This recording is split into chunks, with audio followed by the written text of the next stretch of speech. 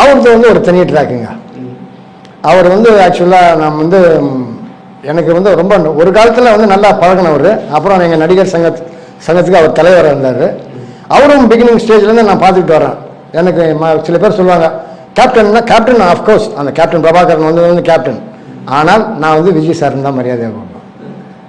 அவர் வந்து நான் எம்ஜிஆர் பாட்டு பாடுறதை பார்த்து இவருக்கு தனியாக கச்சேரி எடுத்து நிறைய அரேஞ்ச் பண்ணி கொடுக்க வேண்டியது தானுங்க அப்படின்ற மாதிரி சொன்னார். இவர் நடிகர் சங்க தலைவராக ஆகிட்ட அப்புறம் கலை செல்வம்னு ஒரு விருது கொடுத்தாங்க நடிகர்களுக்கு. அப்போ சீஃப் மினிஸ்டர் வந்து இவங்க கலைஞர் கருணாநிதி அவர்கள் வந்து அவர் தான் வந்து ஷீல்டு கொடுத்தாரு.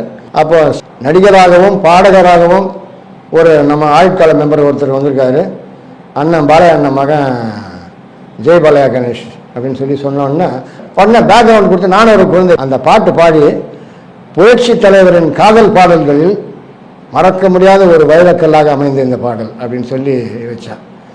எல்லாம் ஒரு பக்கம் பயங்கர கிளாப்ஸு, இன்னொரு பக்கம் வந்து அப்படியே நல்லா ரசிக்கிட்டு சைலண்ட்டாக இருக்கிறாங்க. அப்புறம் இறங்கி வந்தோடனே விஜயகாந்த் கூப்பிட்டு சொல்கிறேன், நல்லா இருந்ததுங்க, நிஜமாகவே நல்லாவே பாடிருக்கீங்க.